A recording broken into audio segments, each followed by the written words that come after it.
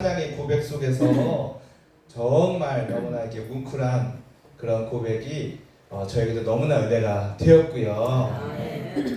우리 축복 사모님, 와, 난 정말 살면서 이렇게 목소리가 정말 깨꼬리 같고, 네, 진짜 동요 같은 어떤 그런 정말 깨끗하고 청결한 그런 그 마음에서 올라오는 그 목소리와 함께 너무 은혜 받았습니다. 네. 제가 일본에 와서 가장 은혜 받은 게 뭐냐라고 물어본다면 우리 축복 사모님의 찬양과 그 리듬 타는 그 율동, 그 리듬은 보통 리듬이 아니에요.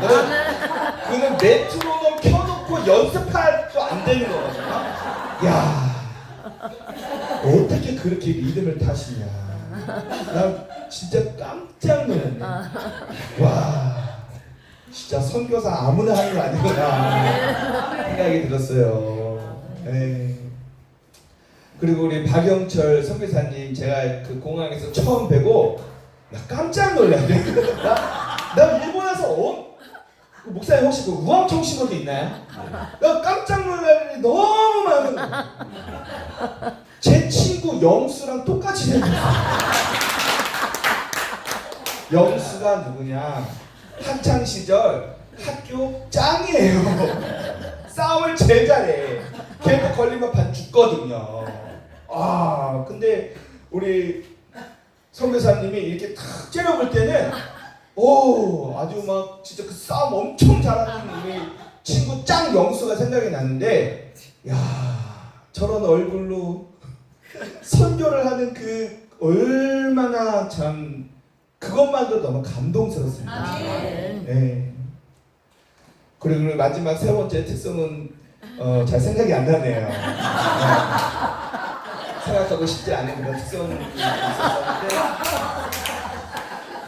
그래도 정의라 우리 목사님은 원조 공룡이잖아. 원조 공룡. 나는 우리 반석교에서 찬양인도 하다가 뭐 갑자기 뭐 무너진 줄 알았네. 와와와와 그래가지고 야 이거 지진 났나 이렇게 생각했는데 알고 보니까 그 유명한 공룡 기도의 원조시구나. 엄마 공룡, 아들 공룡. 공룡들이 막 앉아 있어서 막 와와와와 하면서 막 기도하는데, 야, 정말 멋있다. 참 그래서 너무 이렇게 특성에도 너무 감동이 되고 은혜가 되고 너무 감사합니다. 네. 참 뭐 우리 일본에 와서 우리 선교사님 사역하시는 것도 그 교회에 와서 보니까 참 사실 우리 사모님 처음 뵀을 때 저 일본 분이신 줄 알았어요. 왜냐? 다른 게 일본이 아니라 그냥 구경하고 있는데 사모님이 이렇게 계실 때 하이 그러시더라고요. 그래서 일본 분이랑 우리 선교사님이 결혼하셔서 현지 이렇게 하시는구나. 알고 보니까 이제 일본에서 10년 이상 살고 또 일본어 공부를 얼마나 열심히 했겠어요. 그 다른 언어를 공부해서 그 언어로 복음을 전파하는 일이 여러분 얼마나 귀한 일이에요. 한국말도 제대로 버벅거리고 못하는데 일본어로 그렇게 복음을 전하고 사역하는 그 모습을 보면서, 야, 이분들은 진짜 천국문에 이르면 그냥 천국 문이 그냥 활짝 열리겠구나. 그래서 너무 존경스럽기도 하고, 저는 우리 한국교회 대형교회 목사님 중에서 존경하는 분이 한 명도 없어요. 한 명 있었는데 은퇴했어. 누군지 아시죠? 은퇴했고 지금은 없고, 우리 선교사님들은 정말 존경합니다. 너무 존경합니다. 정말 이분들은 정말 천국문이 활짝 열릴 거예요. 우리 아내와 저는 맨날 하나님 앞에 기도하고 있어요. 하나님, 우리 부부 문직이라도 좋으니 천국 문고리만 붙잡고 있게 해주세요. 이렇게 기도하는데 야, 우리 진짜 선교사님 부부는 뭐 천국문만 열리겠어요. 뭐 하늘에 큰 상급과 멸류관이 기다리고 있는 줄로 믿습니다. 그래서 부러운 거예요, 사실. 너무 부러워요.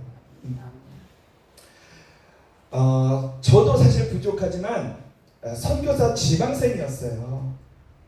그래서 감리교 우리 선교 훈련원 코스를 다 마치고 천안에 있는 그 하늘중앙교회 그 수천 명 모이는 큰 교회에 선교사 파송 조건으로 지원해서 합격해서 들어갔어요.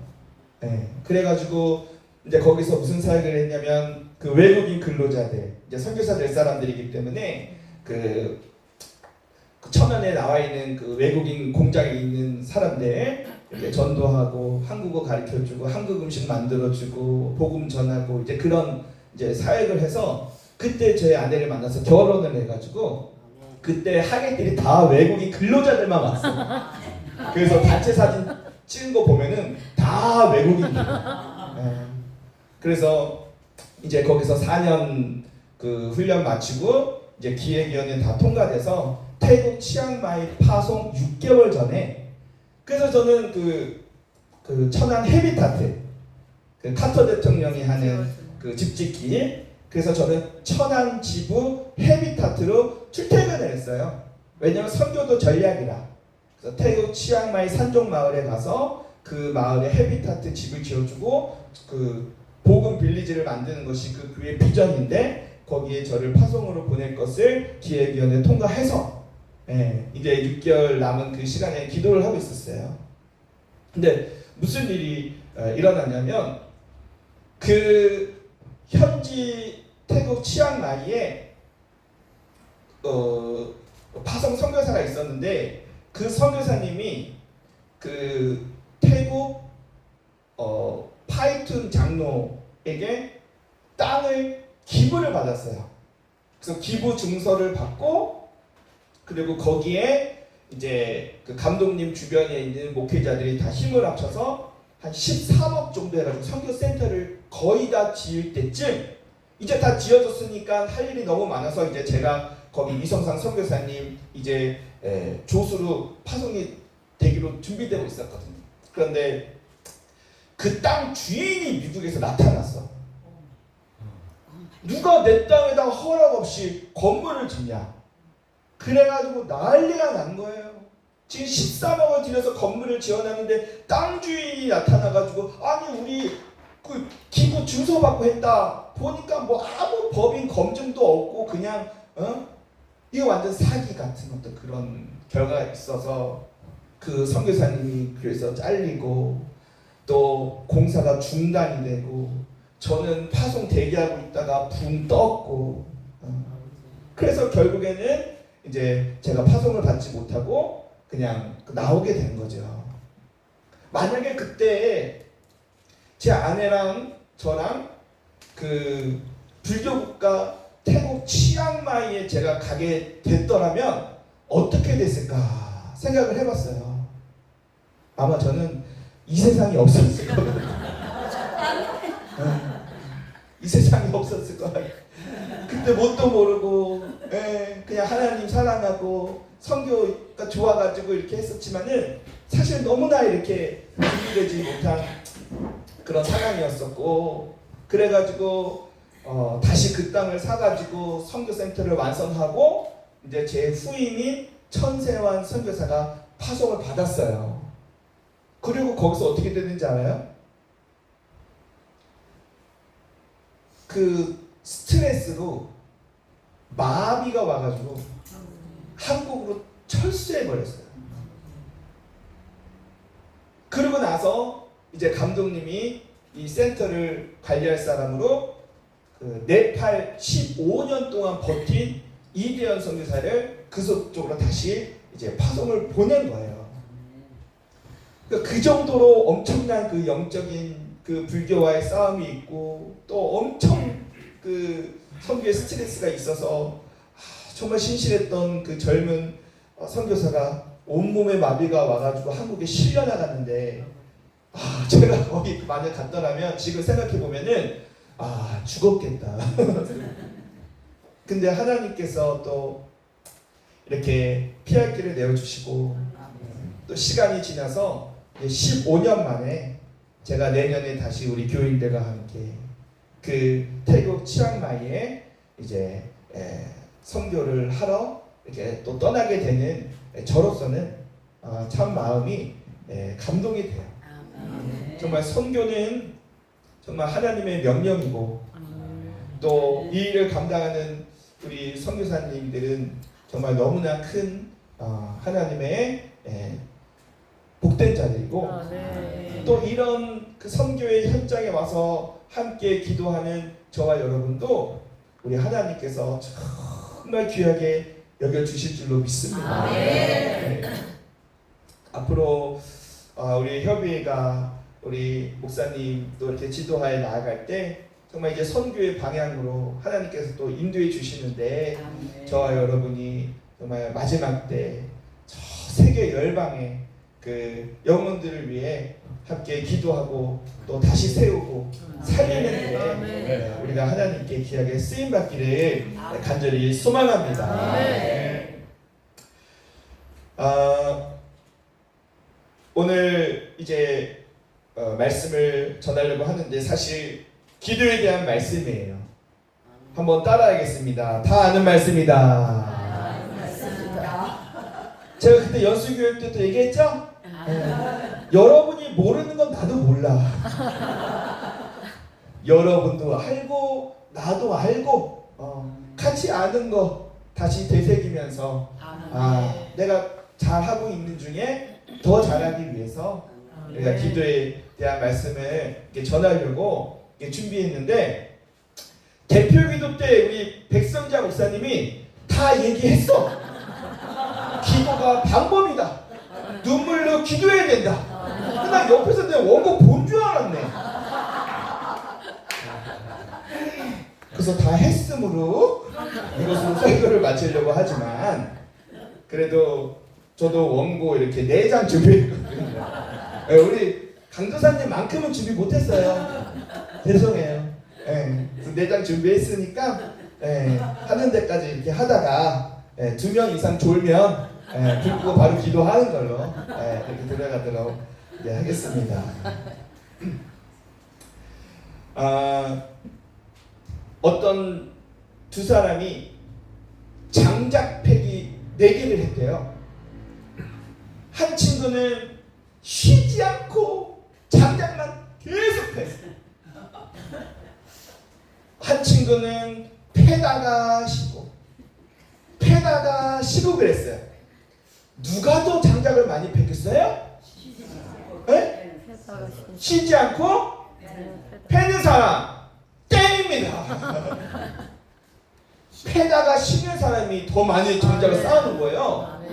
그래서 정말 죽어라고 쉬지 않고 장작 팬 친구가 너무 황당해가지고 그 친구한테 그래 내가 진 건 지고 어떻게 해서 너 이렇게 나보다 더 많이 팼냐? 너는 쉬면서 했잖아. 그때는 그 친구가 뭐라 그랬는지 알아요? 나는 쉴 때 도끼날을 갈았어.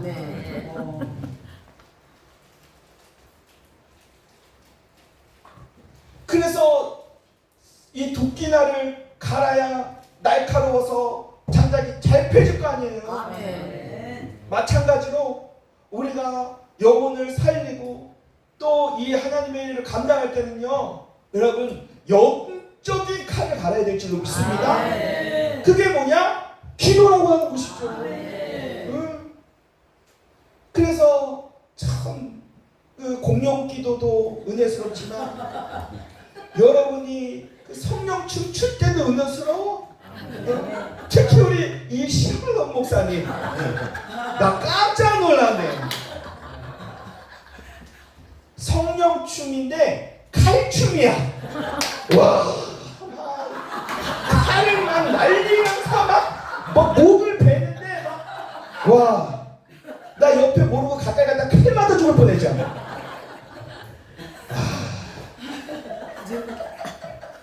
이 날카로운 성령의 칼을 기도로 갈아서 마귀가 공격해 올 때 막 성령의 검으로 막 때려치고 잡아야 될 거 아니에요. 그게 뭐예요? 기도라고 하는 것이죠. 그래서 우리가 쉬지 않고 기도하라 하고 우리 주님께서 말씀해 주셨습니다. 그 외국에 보면은 미국 사람 중에서 그 기도로 아주 유명한 사람 2명이 있는데 그 중에 한 사람이 누구냐면 고아의 아버지. 누구예요? 그거 봐, 다 한다니까. 그래도 이럴 때는 좀 모르는 척 좀 해줘. 준비한 사람 좀 민망하잖아. 나보다 더 잘 알아. 막 조지 뮬러가 그림도 그리겠네. 어쨌든 우리 다 아는 조지 뮬러 목사님이 자 모른 척 좀 해줘요. 몇 번 기도 응답 받았다고 책 썼어요? 모르죠? 깜짝 놀랄 거예요. 5만 번 받았대요. 5만 번. 할렐루야. 연기들을 너무 잘하신다. 연기 학원을 다니는지 또 하란다고 또 그렇게. 야, 어떻게 하면은 5만 번을 기도 응답 받았을까요? 네? 쉬지 않고 기도했겠죠. 그러니까 기도하는 것마다 하나님이 100번, 1000번, 10,000번, 5만 번 기도해 준 거 아니겠어요? 이 조지 뮬러 목사님이 여러분 먹여야 할 고아들이요 2,000명이에요. 아침, 점심, 저녁을 먹으려면요 여러분 그 고아의 아버지인데 내 새끼 먹으려면은 어떻게 해야겠어요? 사람한테 구걸하지 않았다는 거죠.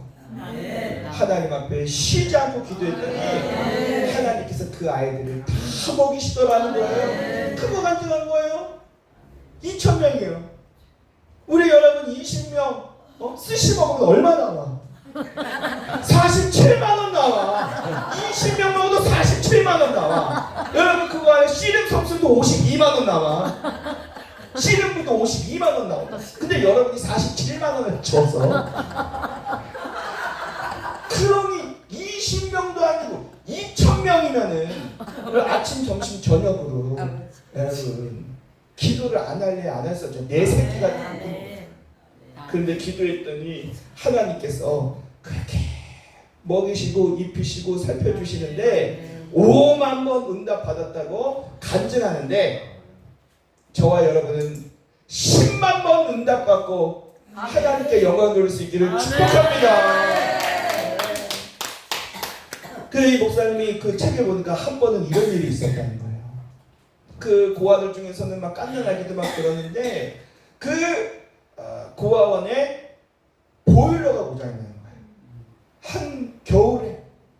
그래서 지금 당장 고치기는 어렵고 고칠 돈도 없고 또 하나님한테 또 막 그냥 막 공경기도를 했겠죠. 하나님 내 새끼를 살려주십시오. 막 와와와와와. 그랬더니 갑자기 그 주위에 엘니뇨 현상이 나타나가지고 수일 동안 날씨가 따뜻해졌어요. 그래가지고 막 사람들은 이게 웬일이냐 그래가지고 막 그 옷장에 가가지고 다시 막 겨울옷을 막 벗고 여름옷 입었다가 또 수요일 만에 다시 또 추워지니까 또 막 귀찮아가지고 막 궁시렁궁시렁 날씨가 왜 이래 막 궁시렁궁시렁 하고 있는데 세상에 보일러를 딱 고치니까 그때 엘니뇨 현상이 싹 물러 가더라는 거예요. 사람들은 모르지. 그냥 막 불평, 아유 귀찮아 죽겠네. 날씨가 변덕 같아가지고 막 멘트를 넣었다가 반팔 꺼냈다가 막 이러지만은 누구는 아는 거예요? 조지 뮬러 목사님은 아는 거예요. 하나님이 내 기도를 또 응답해 주셨다. 기도의 맛을 아니까 하나님의 기도의 응답을 경험하니까 기도하게 되는 거예요. 하나님은 시대마다 기도의 사람을 택하시고 기도로 역사를 통찰하시고 기도로 세계를 움직이십니다. 그 대표적인 성경의 인물이 누구냐? 바로 다니엘이라는 거예요. 여러분 다니엘은요 얼마나 참 어려운 형편에 처했어요. 그 어릴 때에 바벨론의 포로로 끌려가가지고 여러분 노예로 그 삶을 살아가잖아요. 그런데 환경은 너무나 어렵고 눈이 캄캄한 상황이지만 다니엘은 하나님 앞에 기도를 붙잡고 기도하는 삶을 살았다는 것이죠. 그래서 다니엘이 그 땅에서 살 때 죽음의 고비를 3번 겪잖아요. 첫 번째는 왕이 내려주시는 음식을 거부할 때 죽을 뻔했고, 두 번째는 왕의 꿈을 말하고 해석하지 못하면 죽을 뻔했고, 왕이 세운 금신상에 절하지 않으면 사자굴에 들어가서 죽을 뻔했어요. 그런데 그때마다 다니엘은 기도로 그 모든 위기를 다 이기고 승리했다는 것이죠. 그래서 다니엘서 6장 10절 말씀에 보면은 그 다니엘이 조서의 왕이 도장에 찍힌 것을 알고도 자기 집에 돌아가서는 윗방에 올라가 예루살렘으로 향한 창문을 열고 전에 하던 대로 하루 3번씩 무릎을 꿇고 기도하며 그의 하나님께 감사하였다. 참 이 말씀이 너무 은혜가 되지 않아요? 죽을 상황인데 그냥 좀 쉬면 되잖아요. 한 달 동안만 이렇게 기도하면은 사자굴에 들어가니까 한 달만 어떻게 하면 돼? 쉬면 돼요. 한 달만 휴가 가면 돼. 그런데 다니엘은 왕의 도장이 찍힌 것을 알았어요? 몰랐어요? 알았어요. 몰랐으면 그럴 수 있지. 어머나 몰랐네? 아이고 내가 알았으면 내가 이렇게 했겠슈? 이러면서 나 진짜 몰랐슈. 한 번만 봐줘요. 그러면 왕도 봐줬을 거예요. 그런데 알고도 죽으면 죽으리라 하나님이 도와주시겠지.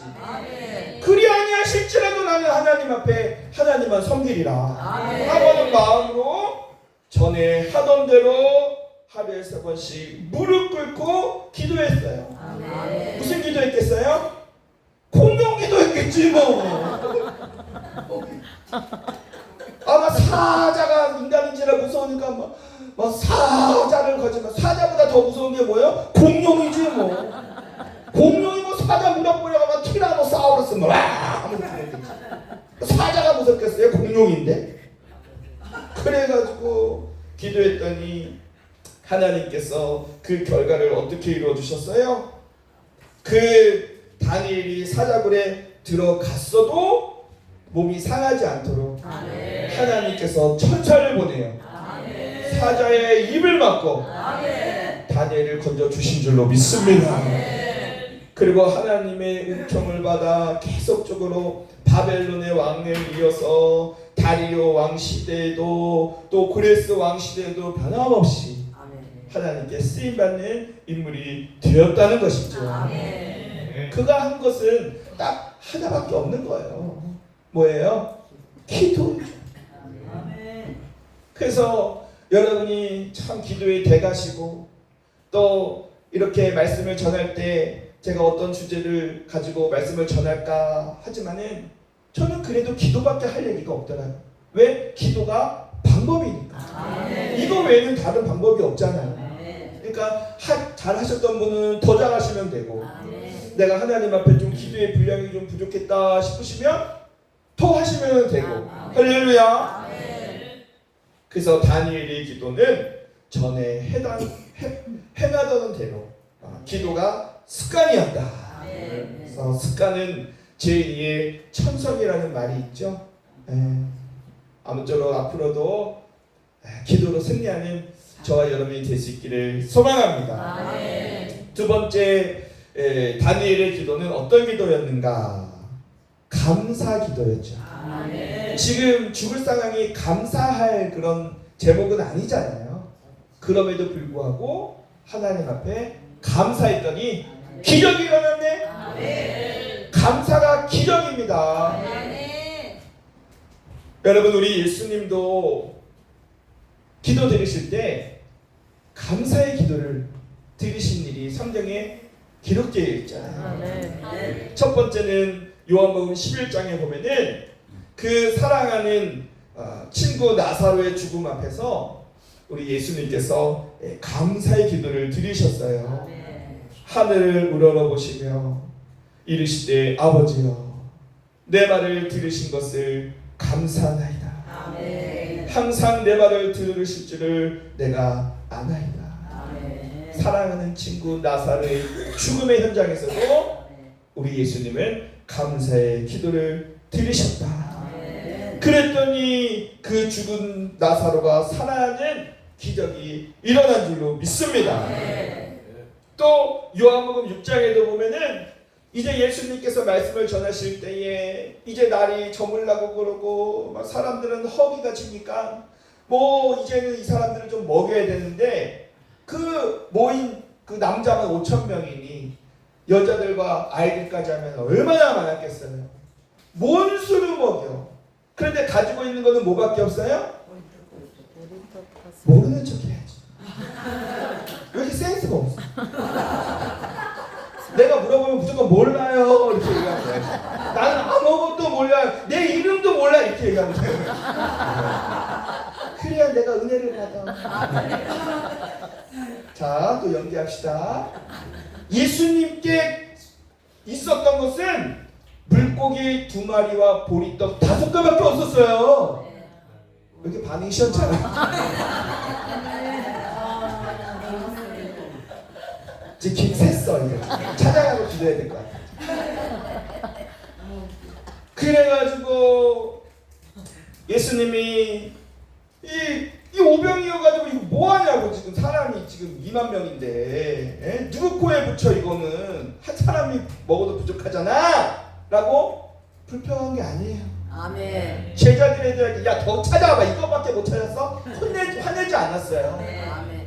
그냥 어떻게 한 거예요?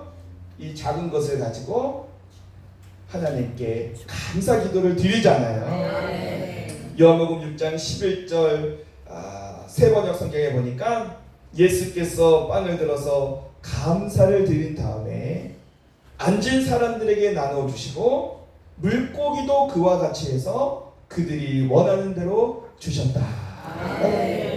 감사 기도를 드리는 거예요. 여러분 정말 불평한 일이 있다 할지라도 그래도 하나님께 감사하시기를 바랍니다. 그러면 오병이어의 기적은 근본이 감사요. 또 마지막으로 예수님은 최후의 만찬에서도 감사 기도를 드리시죠. 마태복음 26장 26절로 28절 말씀을 보면은 현대인 성경에 보니까 그들이 먹을 때 예수님은 빵을 들어 감사 기도를 드리고 떼어 제자들에게 주시며 이르시되 받아서 먹으라 이것은 내 몸이니라 하시고 또 잔을 가지사 감사 기도하시고 그들에게 주시며 이르시되 너희가 다 이것을 마시라 이것은 죄 사함을 얻게 하려고 많은 사람을 위하여 흘리는 바 나의 피 곧 언약의 피니라. 아멘. 십자가의 죽음을 앞둔 그 전날 밤에 주님께서 드린 감사의 기도는 진정 우리가 어떻게 감사하며 살아야 할지에 대해서 참 교훈을 주고 있는 것입니다. 극한 상황입니다. 이제 마지막 만찬을 마치고 내일 아침 9시가 되면 십자가에 달려야 하는 그런 상황 속에서 우리 예수님은 감사야 기도를 드렸다는 것이죠. 여러분도 삶의 형편이 또 어려운 일을 만난다 할지라도 절대로 낙심하거나 좌절하지 말고 우리 하나님께 감사 기도를 드리시기를 바랍니다.